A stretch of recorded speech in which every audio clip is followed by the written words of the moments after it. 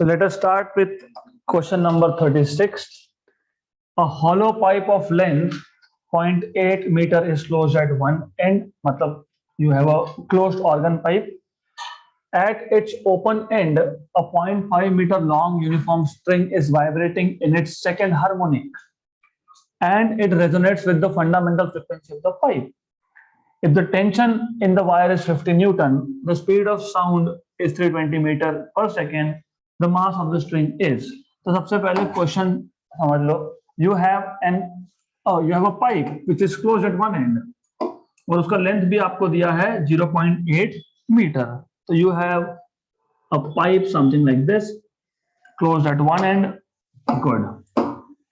ऐसा है. और इसके ओपन एंड पे you have a wire. You have a wire at its open end. You have a 0.5 meter long string. So you have a 0.5 meter long string which is vibrating in its second harmonic. मतलब दो loop. Okay, good. तो दो loop. याद रखना small l stands for length of the wire, length of the string. Capital N stands for length of air column, मतलब length of this pipe basically. तो यहाँ पे कंफ्यूजन मत क्रिएट करना. This is what you need to know. आगे बोला है ये जो वायर का स्ट्रिंग का सेकंड हार्मोनिक है और एयर कॉलम का fundamental mode, they are in resonance. बोला है क्या? यू सी क्या बोला है? At its open end a 0.5 metre long uniform string is vibrating in its second harmonic and it resonates with the fundamental frequency of the pipe. इसका मतलब बोलने की कोशिश ये है second harmonic मतलब 2n किसका? स्ट्रिंग का is equal to fundamental frequency किसका? ओपन पाइप की क्लोज्ड है, क्लोज्ड पाइप का. This is what they are trying to tell you. Good. And बाकी सब पैरामीटर आपको बताया है and they are supposed to find out mass of the string. 2 times what is fundamental frequency of a vibrating string? 1 upon 2L. Of course V upon 2L, but V is T by M, right? Is equal to what is closed pipe का fundamental? V upon 4L. Closed pipe का fundamental frequency होता है V upon 4L. Number 1 मैंने पहले ही बता दिया, small l is length of wire. नहीं तो ये कैंसिल किया, इसको भी कैंसिल कर दिया गए. Small l is length of string, capital L is length of air column. भूलना नहीं. गुड. देन और एक चीज मत भूलना, ये m ये मास पर यूनिट लेंथ होता है. अगर इसको गलती से भी m ले लिया मास ले तो देखो क्या होगा. Just check. Now what you can do is, अब हमको हमारा इंटरेस्ट क्या था? Finding out m. तो एक काम करते हैं, ये 4l को यहां ले लेते हैं. तो 4l को यहां ले लिया, ये v नीचे और स्मॉल l और ये आ गया root of m by t. Correct. और उसमें से भी मैं क्या करूंगा? मैं रूट t को शिफ्ट कर लूंगा. रूट t को शिफ्ट कर लिया तो ये आ गया मेरे पास रूट n. करेक्ट.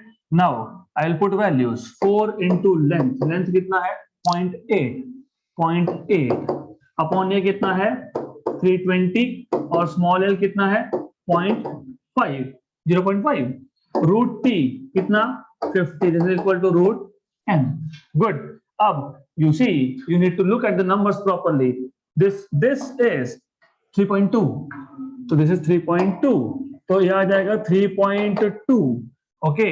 अपॉन 320 को मैं वैसे रखने वाला हूं, मैं कुछ नहीं करूंगा उसको. 0.5 इज 1/2. उसको बाद में ऊपर भेज देंगे और बाहर था root of 50 equal to root of m.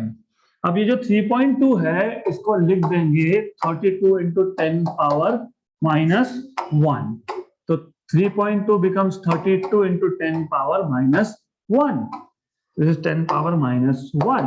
ये 1 था और ये 10 था. करेक्ट. ये आपका 1 था और ये 5 था, है ना.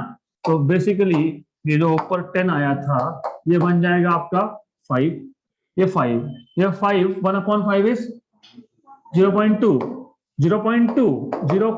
और ये 10 पावर माइनस 1 ओके, और ये √50 और ये √m।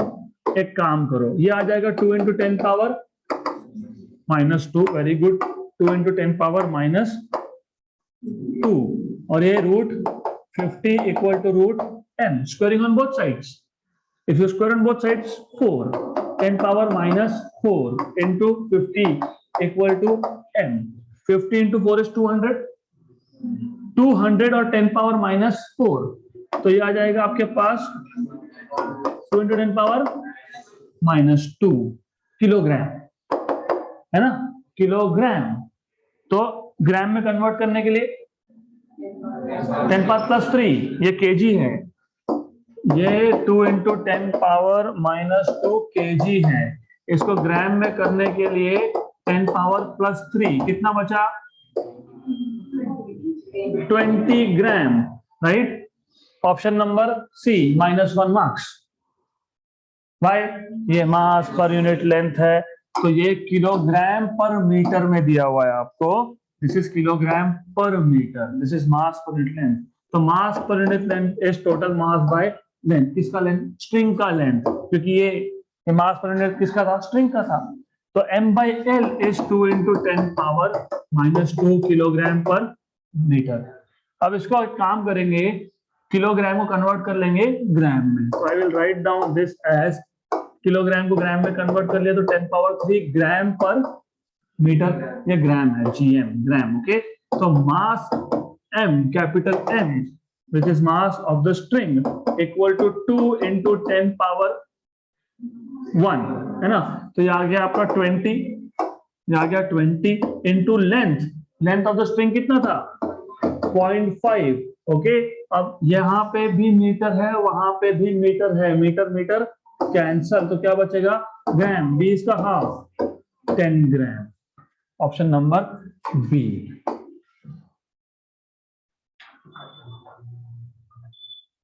Next question. A motorcycle starts from rest and accelerates. This is important. Motorcycle starts from rest. मतलब initial velocity of motorcycle is 0 and accelerates along a straight path at a rate of 2 meter per second square. So u0 और a की value 2 meter per second square. At the starting point of motorcycle, there is a stationary electric siren. So let's say this is the path. Let's say motorcycle starts from somewhere over here. यहाँ से motorcycle ने start किया, और जहां से motorcycle ने start किया वहां पे एक स्टेशनरी इलेक्ट्रिक सायरन था। तो there was a stationary siren which was over here.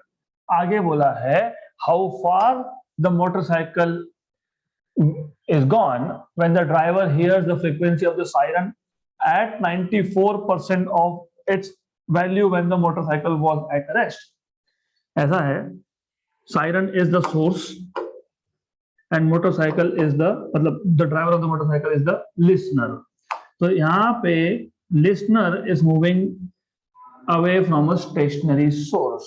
तो सबसे पहला ये आइडेंटिफाई करना है that listener is moving away, मतलब apparent frequency equal to real frequency, और नीचे आएगा v, ऊपर आएगा v minus vl, राइट। और यहाँ पे लिसनर इज मोटरसाइकिल, तो मोटरसाइकिल का स्पीड विल बी लिसनर का स्पीड, करेक्ट। और बीच में माइनस क्यू है for obvious reason that distance बढ़ रहा है, numerator should be smaller than denominator. और आपको ये बताया कि मोटरसाइकिलिस्ट ने कितना सुना, 94%। किसका 94%, ओरिजिनल का 94%। Given is Na equal to 94% of n। तो इसको मैं डेटा को यूज करने वाला हूं। तो from here you will have Na by n equal to v minus vm by v, but Na ये 94 by 100% से नंबर में आओगे तो by 100 n by n। तो इक्वेशन नंबर 1 और इक्वेशन नंबर 2 से आपको मिल गया, from equation 1 and 2 Na by n is 94 by 100, V minus Vm by V. Good, good. This is what you have. Fine. अब आपको पूछा है हाउ फार, और इसको और एक काम करो, इसको सिंप्लीफाई कर लेते हैं, बाद में हाउ फार डिस्टेंस बाद में देखते हैं। हाउ फार मतलब they are asking you this distance, let us say x, right, वो बाद में देखते हैं। तो पहले इसको सॉल्व करेंगे। ये आ जाएगा 94 by 100 v by v, v by v, v by v 1 minus vm by v, shift vm by v 1 minus 94 by 100, 6 by 100, 6 by 100, right? तो Vm by V, but V भी बताया है 330, तो 336 by 100 into 330. This V goes there, and you get V as 330. Cancel, cancel, cancel, and cancel. 3, 5. Good. 99 by 5. 99 by 5. Correct. Ab, but do you remember V square equal to U square plus 2AS? हमें S find करना था, हमें A दिया है और U भी पता है, इसके लिए हमने ये इक्वेशन यूज किया और ये V हमको लगने वाला है। तो Vm square equal to 0 plus 2AS को मैंने बोला है X, तो Vm will be under root of 2AX। तो इसको equation number something something 3, this is 4, okay, from equation number 3 and 4.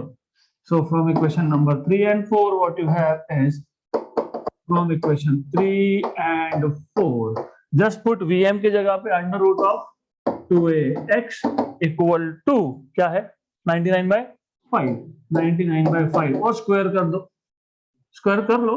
हम इसको रफ कर लेंगे। दिस इज 100 by 5, मतलब approximately 20, 100 by 5 is 20. Squaring on both sides, 2AX equal to 400, 400, right? तो x equal to 400 by 2a बराबर 400 by 2 into 2, a की value 2 दी थी, मतलब रफली 100। अब देखो ऐसा है, था 99 by 5, मतलब था 20 से कम, हमने ले लिया 20, तो ये आंसर 100 से कम आएगा, 100 से कम आना चाहिए ना, हाँ तो 100 से कम आएगा 98।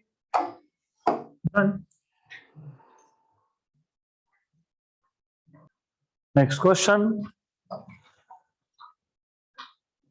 an observer moves towards a stationary source। एक तो स्टेशनरी सोर्स है, ऊपर से ऑब्जर्वर इज मूविंग टुवर्ड्स, मतलब सीधा सीधा apparent frequency S V plus V L by V. हाँ, स्टेशनरी सोर्स था, ऑब्जर्वर वाज मूविंग टुवर्ड्स, तो ये आपको पता होना चाहिए। This is what you will get with velocity 1/5 of velocity of sound. तो लिसनर का, ऑब्जर्वर का स्पीड कितना है 1/5 ऑफ स्पीड ऑफ साउंड, मतलब v by 5। What is the percentage increase in the apparent frequency?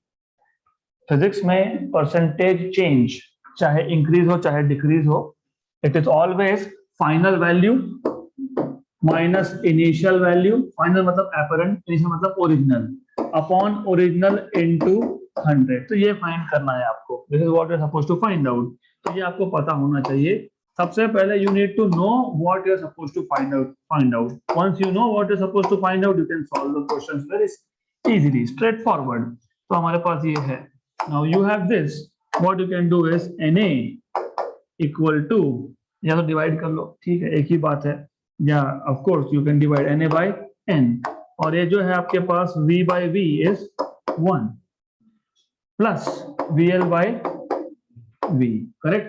Now what is VL by V? VL by V 1 by 5, this is 1 by 5, correct? 1 by 5। अब अगर ऐसा करने गए तो थोड़ा सा स्टेप बढ़ेगा, तो स्टेप नहीं बढ़ाना है, इसके लिए मैं क्या करने वाला हूं, मैं इस n को फिलहाल यहाँ पे रख देता हूँ। इससे क्या होगा, इससे ये होगा कि हमें जो चाहिए वो फॉर्मूला डायरेक्ट बन जाएगा। कैसे?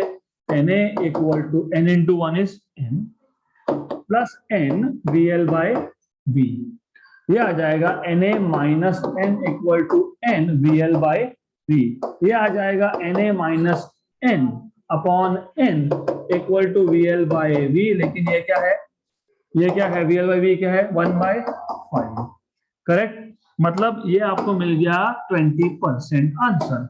कैसे, कैसे तो ऐसे, Na minus N by N, ये कितना आया 1/5 और ये क्या है 100, 1 एंड 20, तो 20% मतलब ऑप्शन नंबर बी। तो this is how you are supposed to solve.